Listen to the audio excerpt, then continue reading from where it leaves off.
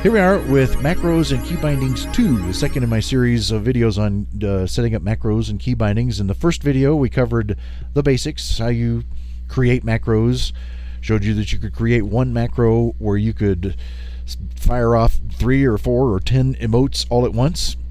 And then we showed you cast sequence macros. Now that's where you can create one macro.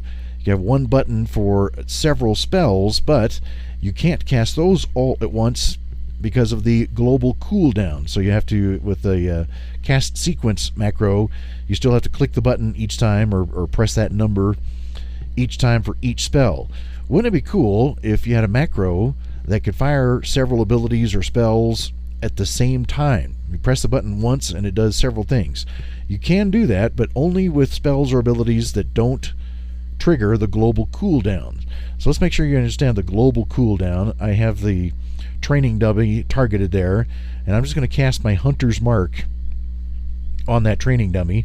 Got Hunter's Mark down here in my number 1 slot on the action bar. So when I press 1, you'll see every other icon all the way around on all of the action bars is going to have a timer go off for 1.5 seconds.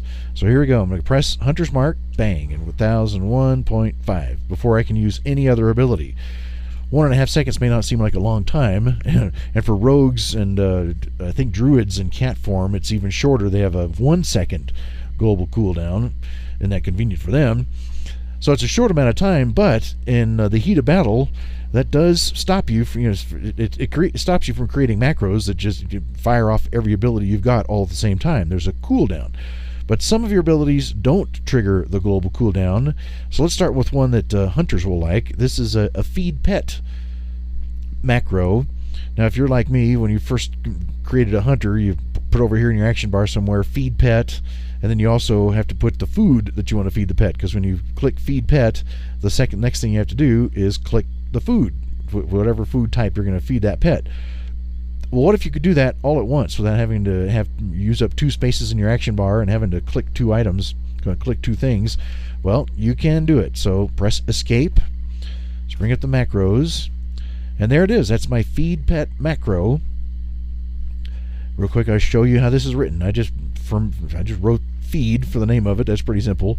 And then I selected the question mark, which will allow the game to automatically select the appropriate icon for this spell. So in this case it's feed, and there it is. That's the correct icon for feed. So here's the macro. You put cast, for of course / and then cast, all lowercase, and then space, and then feed pet.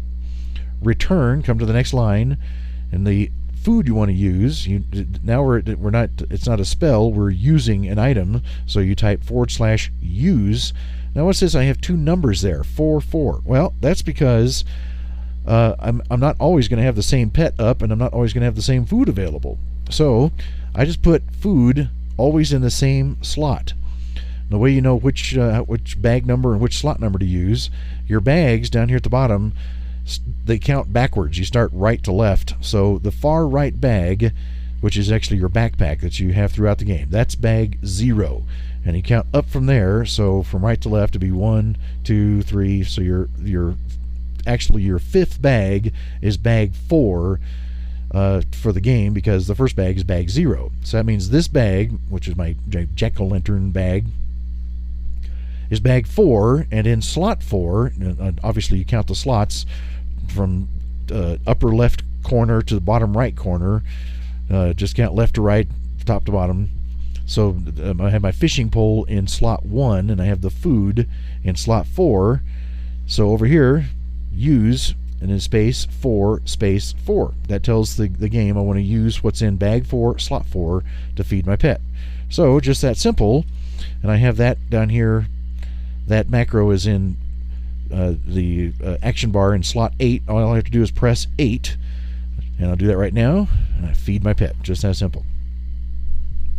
Now, how about a macro for battle spells that you'd want to use? Let's bring up the macros again. You can create a macro that would use more than one ability at once, only if those abilities don't trigger the global cooldown. So that's what I did for my my abilities that increase my attack power. Now, some players might disagree with this strategy. I decided that I wanted to, when I get into a tough fight, especially in battlegrounds, I'm just going to burn all my cooldowns at once and really increase my damage by calling up every ability I have that increases my attack power. Now, as a Beast Master Hunter, I have Bestial Wrath, so that's the first thing that I'm going to cast Bestial Wrath. Now, here's where this kind of sequence is tricky. You have to tell the game to stop casting before you start casting the next thing. So you can see on the first line, I / cast Bestial Wrath, and then you return / stop casting, all one word, and then return, come down to the next line, and I cast Blood Fury. That's a racial ability that I have as an orc. So, and that ability does not trigger the global cooldown. So come to the next line, stop casting, and now I'm going to use a trinket. So this isn't a spell or an ability, it's an item, so you type use / use space, and then that's the name of the trinket. I'm going to bring up my character here. See, there's the trinket right there. It's called Blade Fist's Breath. So, Blade Fist's Breath. Sometimes, a lot of these items, the names of the items are tricky to spell.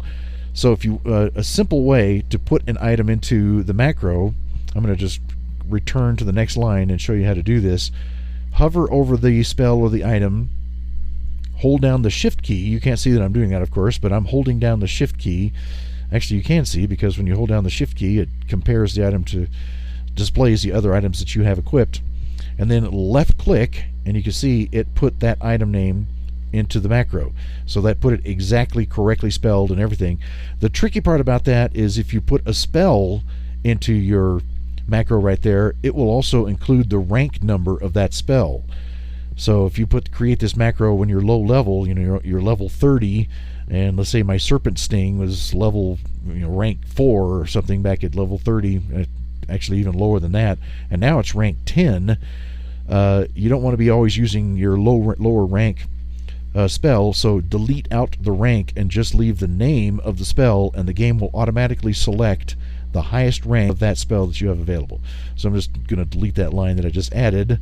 So there we go. That is how I create one macro that triggers all of my buffs. So, and I've got it down here on my action bar, so when I hover over it, I called it Wrath. All I got to do is click on that, watch this, bang, and I have 1, 2, 3 buffs fired all at once. So there's my Blood Fury, my racial ability, there's my Bestial Wrath, and there's the Trinket, which gives me Ferocity. And then you'll see when I bring up the spell book that all those abilities are now on their cooldown. Oops, yeah, marksman on. There's Bestial Wrath. It's on its cooldown. And then I bring up, look at my racial ability, Blood Fury. That's on its cooldown. And then my Trinket is also on its cooldown. So all three of them fired at once. Pretty cool. That's how you create macros that will fire more than one ability at once, provided they don't trigger the global cooldown. In the next video, Macros and Key Bindings Part 3, we'll get a little deeper into creating macros, and we'll also cover key bindings, which is yet another way to make your gameplay more proficient. Thanks for watching. Here's wishing you many great kills and great loots.